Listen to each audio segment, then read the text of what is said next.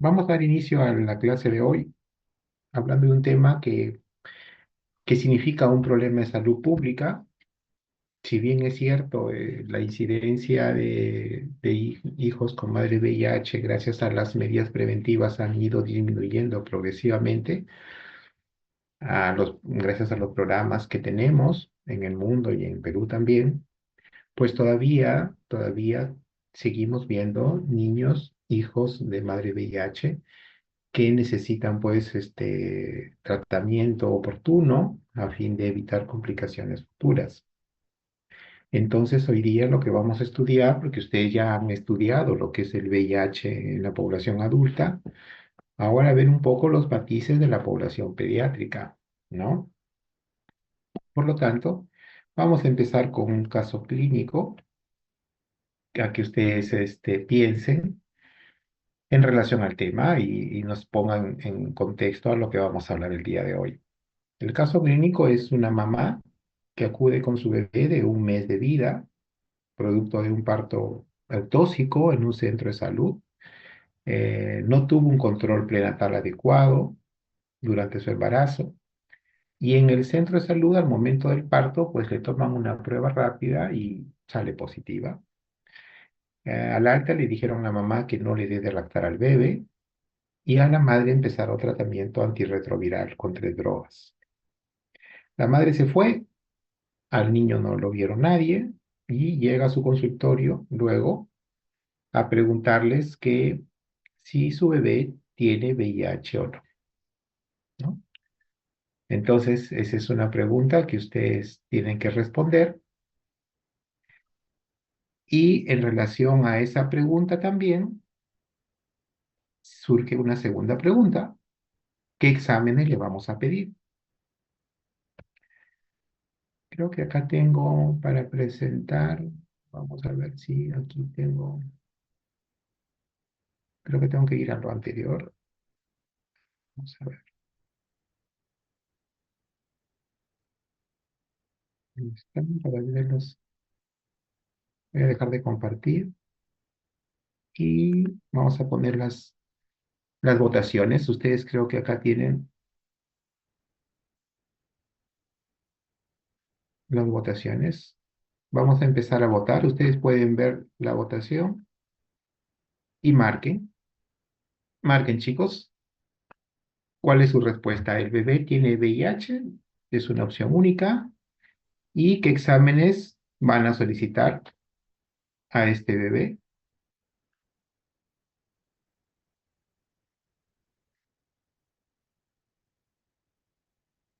A ver, hasta ahora veo solo 4 respuestas, 5 respuestas. Mm. A ver, solamente 11 están votando, ustedes son 50 chicos. Todos participen. Mira, que acá no salen nombres, así que no tengan temor, no tengan miedo, marquen como si fuera el examen de pediatría, el segundo examen de pediatría. A ver, vamos a dar un minuto para finalizar. Han respondido 21 de 58. Vamos a la tercera parte. Los resultados, que es de ustedes, de 40 respuestas de 60, del 66%. Pueden ver ustedes las respuestas, ¿las pueden ver? Confírmenme. Sí, sí se ve, doctor. Bueno, entonces a la pregunta si el bebé tiene VIH, el 50% dice que sí, ¿no? Han respondido que sí tiene VIH. El 8% dice que no, no tiene VIH. Y un 43% dice no se sabe. Bien. Y a la pregunta ¿qué exámenes solicitamos? Pues el 43% hay que pedirle lisa para VIH. El 18% hay que pedirle Western blot para VIH y el 40% hay que pedirle PCR ADN para VIH. Bien, entonces fíjense ustedes en estos porcentajes, fíjense en las preguntas, en las respuestas y volveremos a esto al final de la clase. Al final de la clase haremos las mismas preguntas y ustedes responderán para ver para corregirse o para mantenerse en su respuesta. ¿De acuerdo? Entonces vamos a detener esto ya, lo dejamos para el final y me voy a compartir de nuevo la presentación. A ver.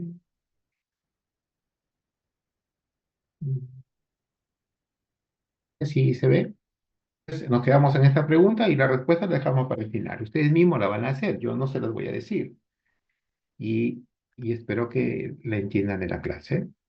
Bueno, hablemos un poco de antecedentes del VIH. Fíjense, en los años de 1981, hace más o menos 50, casi 50 años, 40 y tantos, se detectó los primeros casos de neumonía por lo que era el Pneumocystis carini, ahora ya se llama Pneumocystis jirovecii. Y la coincidencia es que eran casos en personas que tenían sexo con hombres que tenían sexo con hombres, que presentaban síndrome de inmunodeficiencia. Es por ello que en el año siguiente se emplea el término de SIDA, que es un síndrome de inmunodeficiencia adquirida, es decir, un conjunto de síntomas y signos caracterizados por inmunodeficiencia en personas que previamente eran sanas, no tenían un problema de inmunodeficiencia a fondo. En el año 83 ya se identifica al virus VIH específicamente y se llama virus de inmunodeficiencia humano, es un retrovirus, y se tardó 4 años en que la FDA autorizara un primer tratamiento antirretroviral, que es la sidobudina. Se llamó tratamiento antirretroviral porque el virus era un retrovirus. Esta sidobudina causaba una eliminación prácticamente del virus de sangre y generó gran expectativa en la comunidad científica porque se consideraba que podía ser el tratamiento o la cura de este VIH. Sin embargo, el virus demostró gran capacidad de mutación y rápidamente regresaba. Entonces, para el año 96 se determina que la mejor forma de controlar y mantener al virus no activo en sangre era mediante el tratamiento antirretroviral de gran actividad que se simplifica como TARGA. Es decir, debemos dar más de una droga, recomienda 3 drogas para que podamos controlar el VIH. Y aquí, en esta lámina, vamos a resumir más o menos cómo es el ciclo biológico. El virus de VIH, representado aquí arriba a la izquierda, no sé si ven el puntero, espero que sí, es un virus que está envuelto en una membrana que se roba del huésped. Hace un primer contacto, una fusión, y introduce el material genético, que es una cadena de ARN, dentro del citoplasma de la célula. Pero esta célula no es cualquier célula, es una célula que tiene receptores CD4 en su superficie, y este es el linfocito T. Es una célula de nuestra inmunidad. El virus ingresa a su citoplasma y gracias a esa enzima, a una enzima, la transcriptasa reversa, se genera una transcripción inversa desde una molécula ARN y pasa a una doble cadena de ADN. Y la razón de pasar a una cadena de ADN es porque de esta forma se incorpora dentro del núcleo y dentro del núcleo se integra, gracias a las enzimas integrasas, a nuestro ADN de la célula huésped. Y estando aquí integrado, empieza a dar órdenes de transcripción de las proteínas víricas. El cuerpo empieza a sintetizar estas proteínas, las cuales forman proteínas víricas. Y esto ensamblan nuevos virus. Y estos nuevos virus salen de la célula luego, recubiertos por las membranas celulares externas de las células CD4. De esa forma se protege más a buscar otras células a quien infestar, ¿no? Y así se cierra el ciclo. Entonces, los científicos han buscado pues formas donde bloquear la acción viral. Y una de las primeras fue aquí, justamente en la transcripción reversa, los inhibidores de la transcriptasa reversa, ¿no? Que fueron los primeros fármacos. Luego han salido otros fármacos como los inhibidores de la proteasa, que son las enzimas que fraccionan estas cadenas a partículas más pequeñas. ¿De acuerdo? También hay inhibidores de fusión y otras que han ido surgiendo. Por lo tanto, en pediatría nos conviene estudiar los mecanismos de transmisión. Los mecanismos de transmisión inicialmente conocido fue la transmisión sexual, pero no fueron los únicos. También se vieron que las transfusiones sanguíneas eran muy peligrosas, sobre todo de donantes que habían estado infestados en los periodos de ventana en los cuales no se puede identificar la infección viral. También en algunos países que tienen abuso de drogas de uso endovenoso, el compartir jeringas era un mecanismo y la transmisión vertical importante. Si bien esta es una enfermedad que en un inicio comprometió a hombres que tienen sexo con hombres, lógicamente luego estos hombres que tienen sexo con hombres también tenían sexo con mujeres. Y las mujeres infectadas pues tenían la posibilidad de transmitir al feto y eso se llama transmisión vertical, la transmisión de madre a su hijo. Y esa transmisión vertical también puede ser dada a través de la lactancia materna, ¿de acuerdo?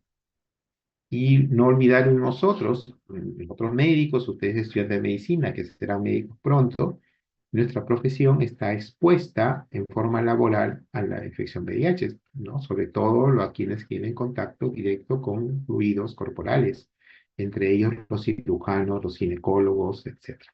Entonces deben tener todas las medidas de prevención para evitar infectarse por VIH en el trabajo. Bien, ahora hablemos de la transmisión perinatal, es decir, la transmisión de la madre al niño.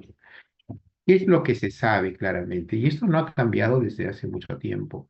Si nosotros tenemos una madre VIH positiva, sea que sea infectado por vía sexual, o esta madre VIH positiva, sea que sea infectado por transfusión o por compartir jeringas, etcétera, etcétera, y lamentablemente ahora también tenemos madres VIH positivas que nacieron con el virus VIH y que ahora son madres, ¿ya?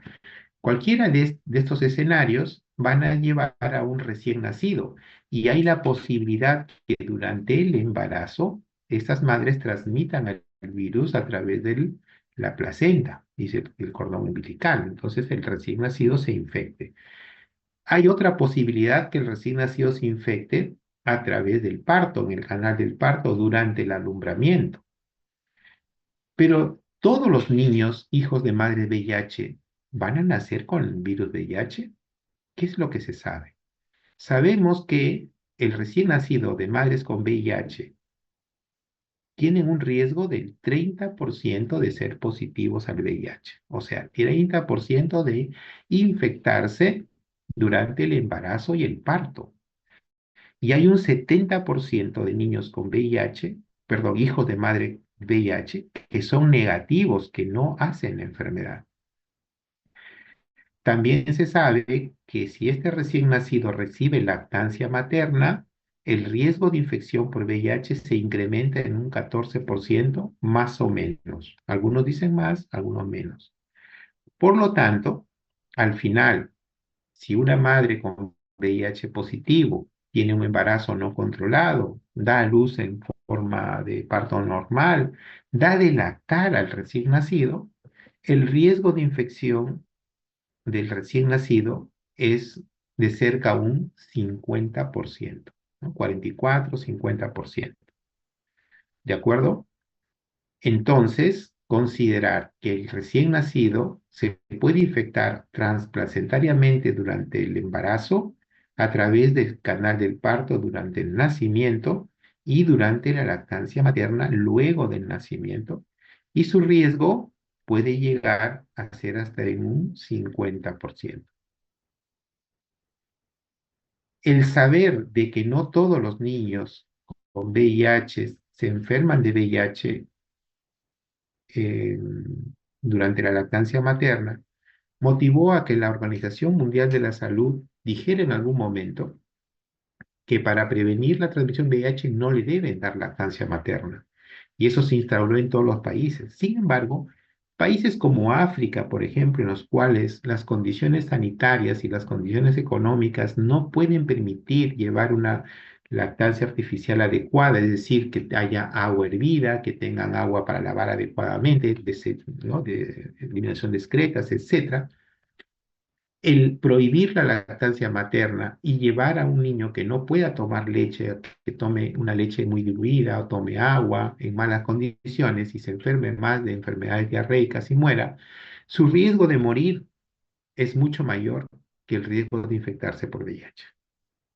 Por lo tanto, en África, por ejemplo, se decía que allí sí podían dar delantal, ¿de acuerdo? Le daba más chance de supervivencia a ese niño hijo de madre VIH.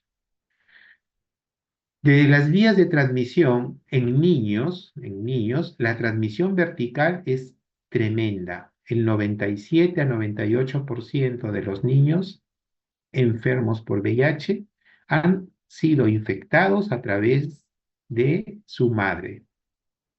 Un 2% a través de transfusiones, han habido casos de transfusiones de bebés, y lamentablemente en la población pediátrica, que también son los adolescentes, hemos tenido casos, o hay casos todavía de abuso sexual, ¿no? Entonces también hay que considerar. ¿Cómo hacemos la prevención de la transmisión vertical? Pues lo más importante, el sustento de todo programa de transmisión VIH está en identificar a las madres seropositivas. Entonces, mi esfuerzo mayor está identificar a las madres gestantes que tienen VIH. Por lo tanto, toda madre gestante que va a su control y se encuentra que está gestando, ¿no? En la primera consulta ya le debo de pedir sus pruebas serológicas de VIH en el primer trimestre y en el tercer trimestre, ¿no? Porque si yo encuentro que la mamá tiene VIH, puedo evitar la transmisión intraútero con el uso de antirretrovirales en la madre. Si yo le doy a la madre Targa oportunamente, el riesgo de transmisión intraútero disminuye este 20 a 25%. La transmisión vaginal la voy a disminuir si a la madre le doy antirretrovirales y además preparo una cesárea electiva, ¿de acuerdo? Cesárea electiva, no una cesárea de urgencia. Y la transmisión postnatal que se da por la lactancia materna, la voy a evitar si yo le doy antirretrovirales al recién nacido, le doy tratamiento antirretroviral preventivo y suspendo la lactancia materna. ¿De acuerdo? Entonces, esas son las estrategias que voy a utilizar para prevenir, pero estas estrategias se van a sustentar inicialmente en determinar las madres seropositivas a fin de yo darle a la madre antirretrovirales, planificar una cesárea y a ese recién nacido oportunamente darle antirretrovirales y suspender la lactancia materna. De esta forma, disminuyo significativamente a menos del 2% el riesgo de transmisión vertical. Entonces, el Ministerio de Salud en la norma técnica del 11 de diciembre de 2019 para la prevención de la transmisión de VIH plantea 3 escenarios. El escenario 1 es la gestante que por primera vez se le diagnostica la infección por VIH durante el control prenatal. Es una mamá que no sabía que llega al control prenatal y se le diagnostica VIH. El escenario 2 es la gestante VIH que ya se sabía que estaba diagnosticada de VIH antes del embarazo, estaba en tratamiento de carga de antirretroviral antes del embarazo. Y el escenario 3 es la mamá que llega a última hora, ya durante el parto, y allí se diagnostica el VIH como nuestra paciente que hemos presentado en el caso al inicio de la clase. Evidentemente, quien tiene mucho más riesgo aquí es el escenario 3. El escenario 2 es una mamá controlada, que sabemos que tiene, probablemente sepamos su carga viral, etcétera, y es la que quizá tenga menos riesgo. Y el escenario 1 va a depender en qué momento diagnostico a la mamá. Si lo diagnostico oportunamente en el primer trimestre, probablemente el riesgo sea bajo, igual que el escenario 2. Es por eso que las estrategias que se toman van a depender de cada escenario. Y el escenario 1 y 2 son las mismas estrategias. ¿De acuerdo? Es la misma estrategia prácticamente. ¿Y qué hacemos en el escenario 1? Esta madre debe recibir antirretrovirales a partir de las 12 semanas.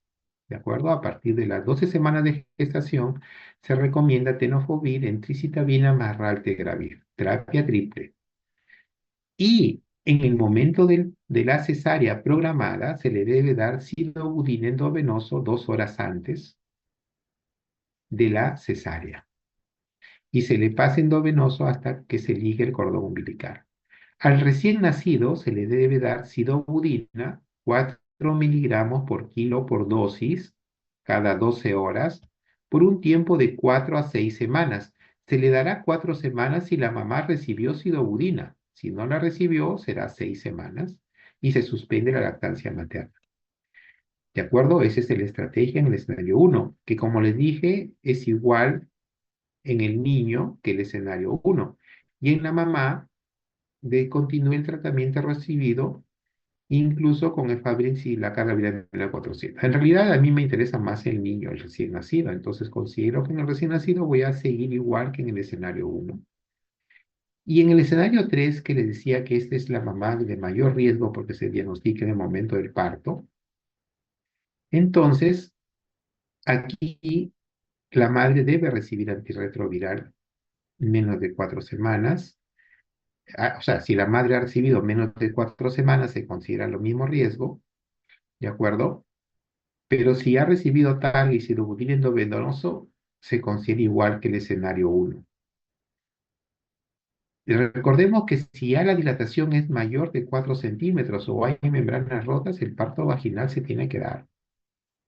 Y en el niño se da sidobudina 4 miligramos por kilo por dosis, igual cada 12 horas, y se agrega lamivudina en este escenario. 2 miligramos por kilo por dosis cada 12 horas y se va a dar por 6 semanas. También se agrega nevirapina, 12 miligramos por kilo, vía oral, pero solo recibe 3 dosis. O sea, el nacimiento el primer día, al tercer día y al séptimo día. Igual se debe suspender la lactancia materna. ¿Alguna pregunta, duda, chicos, hasta ahora? ¿Alguna duda? Bueno, si no, continuamos. Aquí vamos a hablar del diagnóstico del niño con VIH. Y esto es un tema importante que deben tener en cuenta porque no es lo mismo que en el diagnóstico de VIH en el adulto. A ver, tenemos aquí al inicio un hijo que llamamos niño expuesto al VIH. Es el niño hijo de mamá con VIH. Es el niño expuesto. ¿Qué hacemos? En el primer mes debemos hacerle una prueba de PCR. Evidentemente, ojo, este niño que ya nació expuesto al VIH está en tratamiento preventivo con sidobudina o sidobudina lamivudina, dependiendo del escenario. Y en el primer mes, o sea, no es al momento de nacer inmediatamente, no, sino en el primer mes hay que hacerle una prueba de PCR, una prueba PCR ADN o una prueba PCR cualitativa o cuantitativa. Y tenemos dos opciones, me sale PCR positivo o me sale PCR negativo.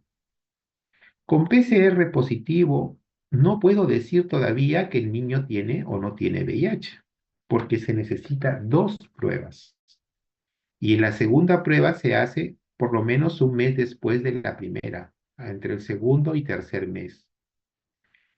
Si la segunda prueba me sale positiva y tenía una prueba PCR positiva inicial, recién ahora digo que tiene mi niño VIH.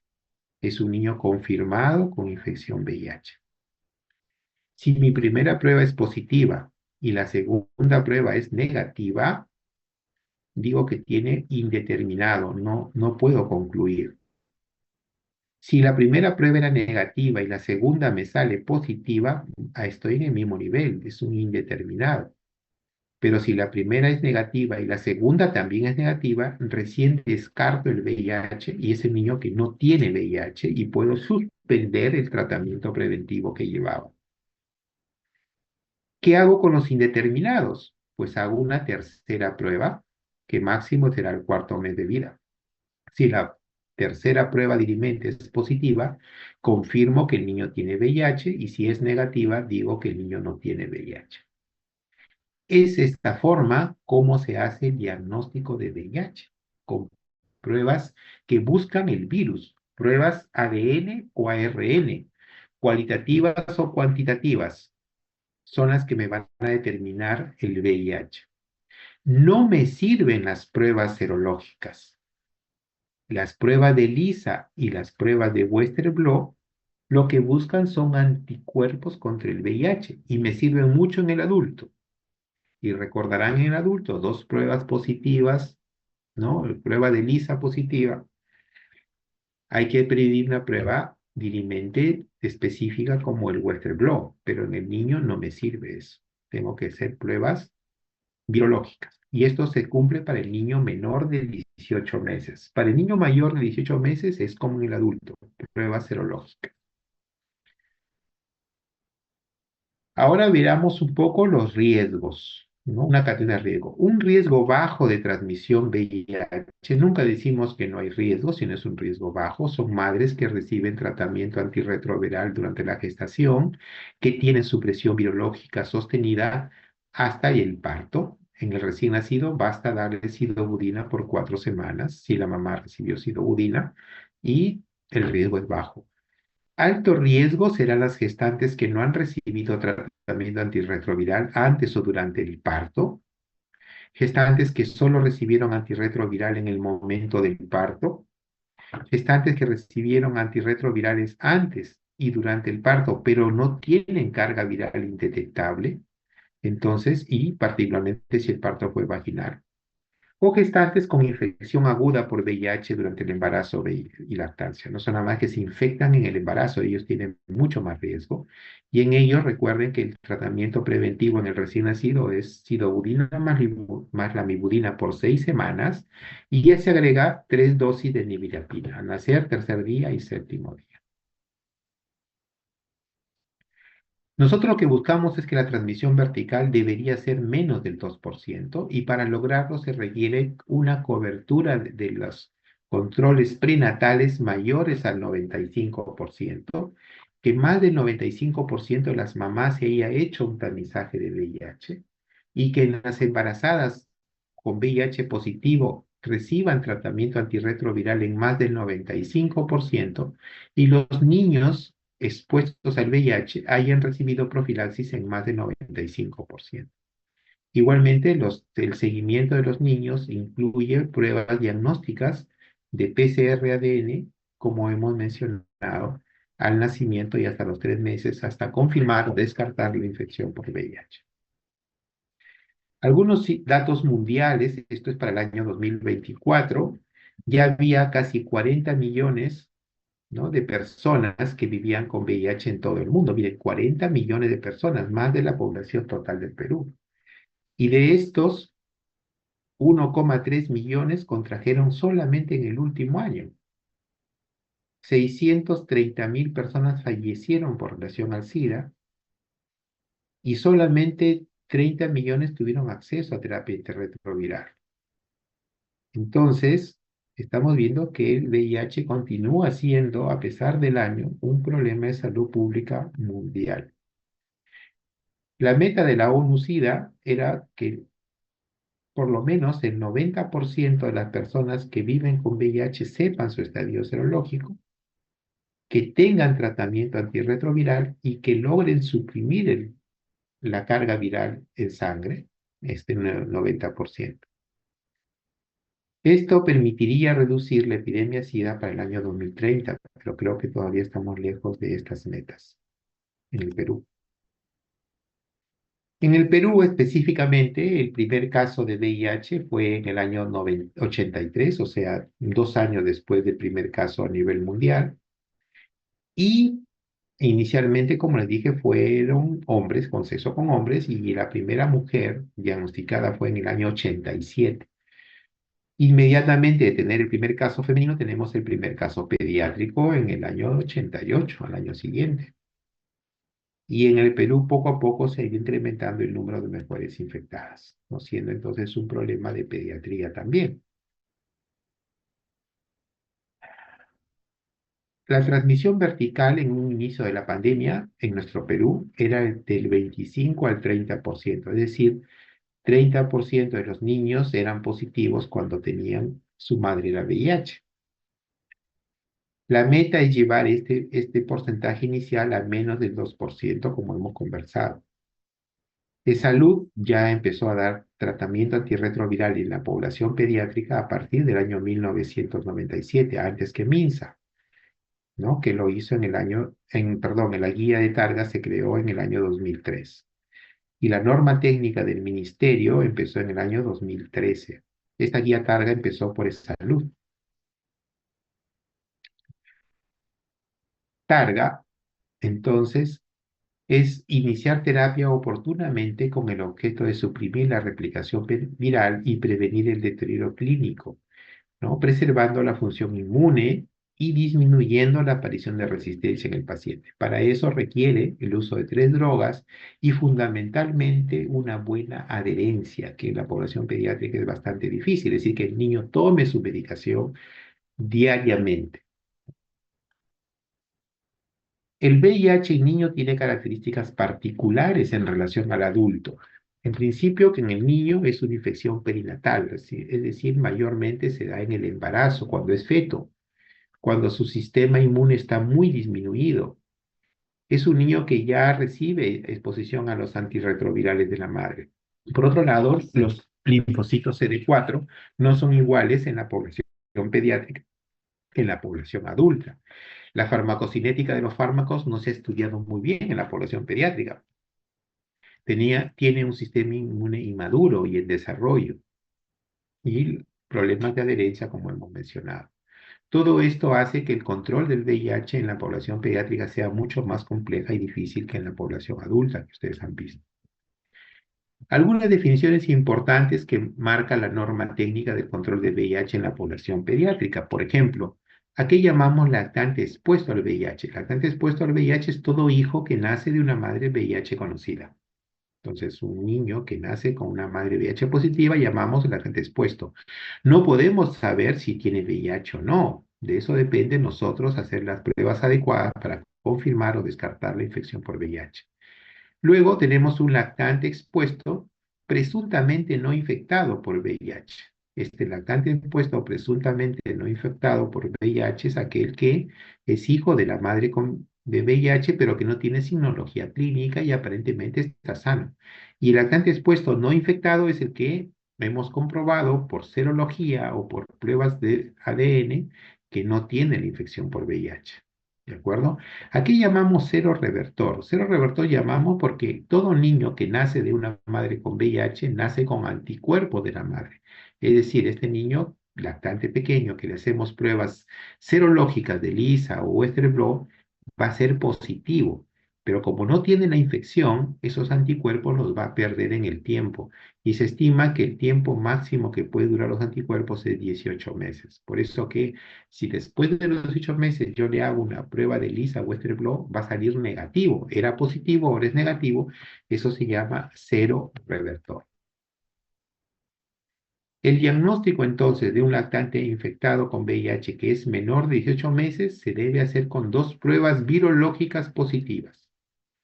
Pero también se puede hacer el diagnóstico si es un lactante expuesto al VIH y tiene diagnóstico clínico de SIDA, es decir, categoría clínica C. ¿De acuerdo? Entonces, no necesito las pruebas virológicas si el paciente es sintomático y encaja en la categoría clínica de C de SIDA de la CID4. Y el niño mayor de 18 meses, aquí se comporta como el adulto que ustedes conocen, es decir, basta que tenga una prueba positiva de ELISA para VIH confirmada con Western blot o inmunofluorescencia indirecta. Con eso digo que tiene VIH.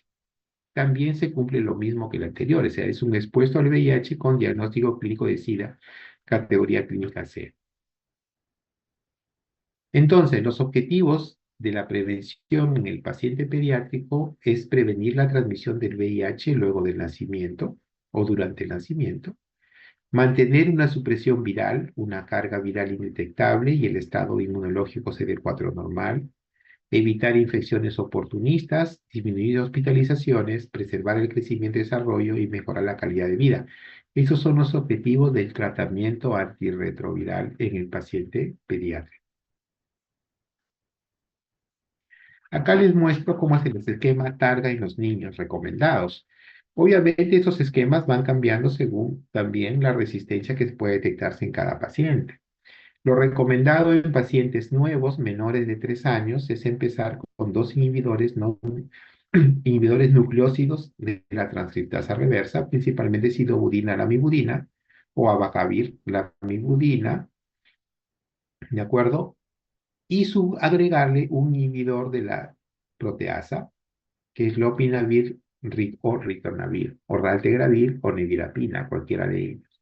Y los mayores de 3 años podemos usar lo mismo, sidobudina, lamivudina, con abacavir, lamivudina, y acá se agrega efavirenz, o lopinavir, ritonavir, o atazanavir, darunavir, roteravir, etc.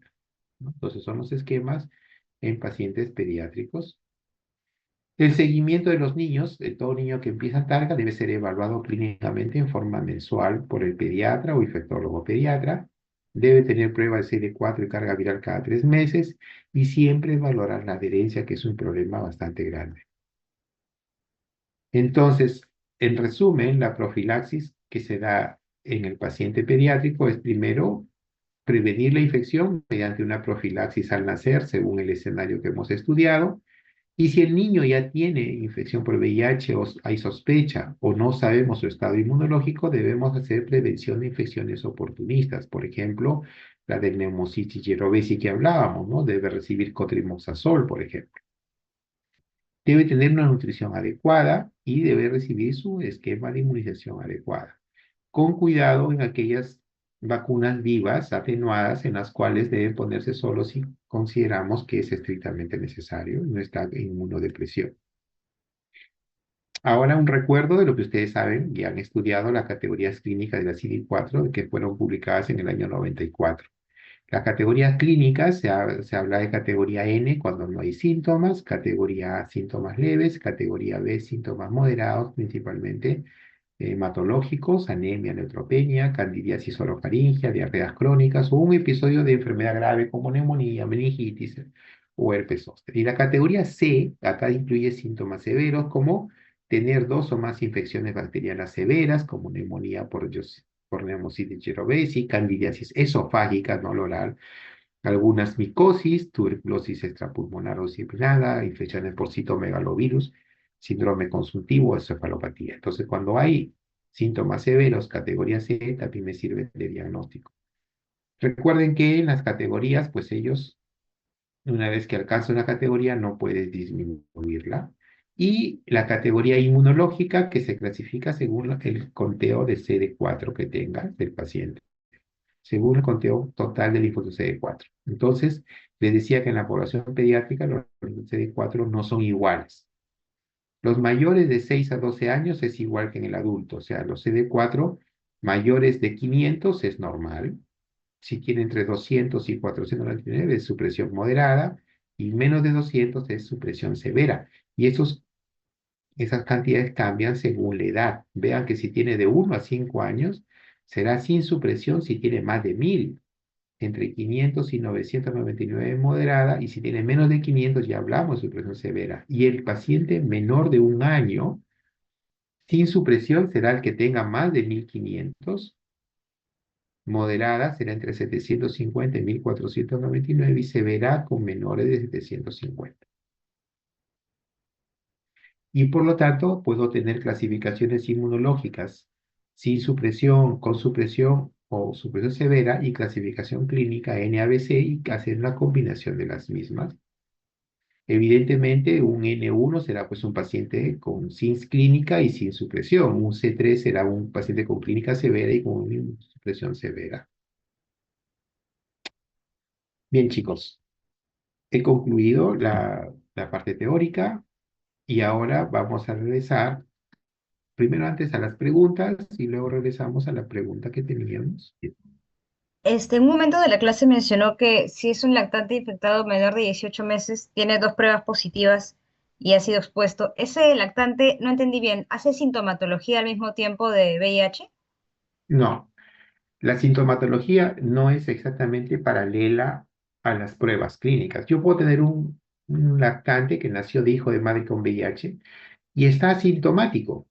Nació con buen peso, buena talla, está creciendo bien. En ese paciente que está creciendo bien, yo le estoy haciendo al primer mes su primera prueba de VIH, la prueba PCR.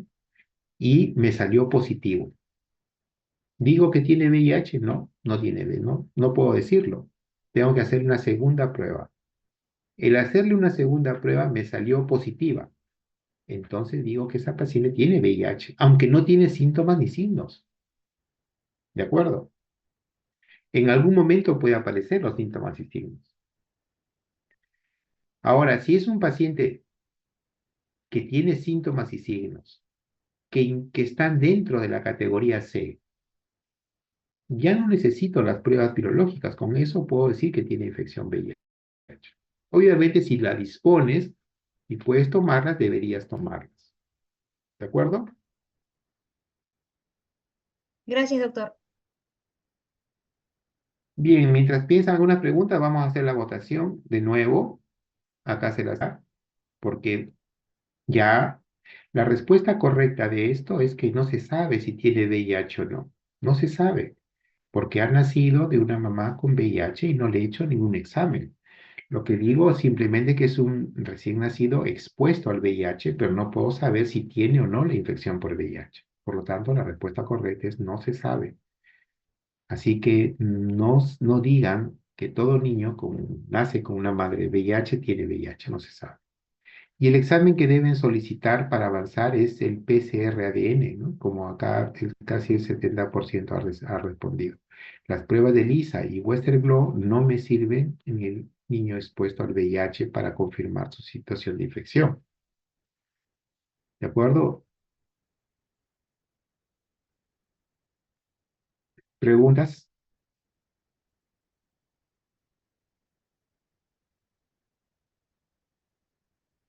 En 20 minutos, vamos a darnos 20 minutos para que puedan descansar de la